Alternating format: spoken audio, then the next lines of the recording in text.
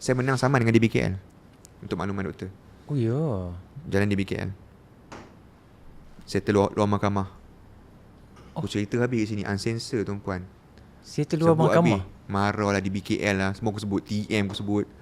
Cikgu Asno aku Siapa yang sebut. start saman tu? Saya saman. Sebab tu jalan dia berlopak. Okay. Surprisingly 3 hari selepas aksiden jalan diturak. Oh, on the spot. Sampai sekarang nampak bekas lagi. Padahal boleh je turak pada awal. Boleh je. Tapi tak turak awal lagi. Orang tak mampus. So settle luar mahkamah tu amount dia lebih kecil daripada dalam mahkamah ke macam mana? Of course lah. Tapi sebab saya perlukan duit lah. Sebab takaful saya hanya cover duit dalam KPJ je RM40,000. Total rawatan saya untuk kosmetik lebih kurang RM80,000. RM70,000 lebih lah.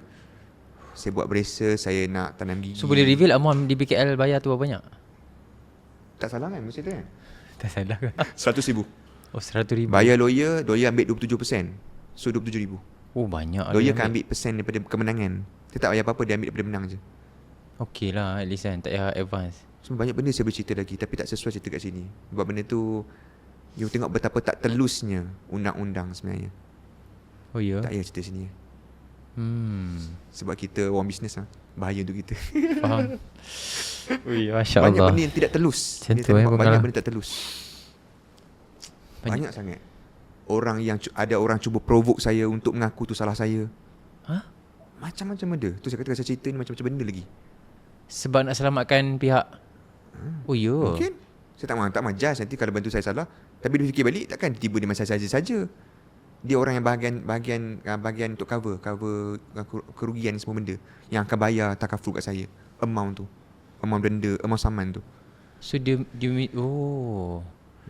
Sama ada memang disuruh ataupun memang pihak tu sendiri yang tak nak bayar. Walaupun DBKL kata bayar lah. DBKL of course ada takaful kan. Ya. Tak bayar.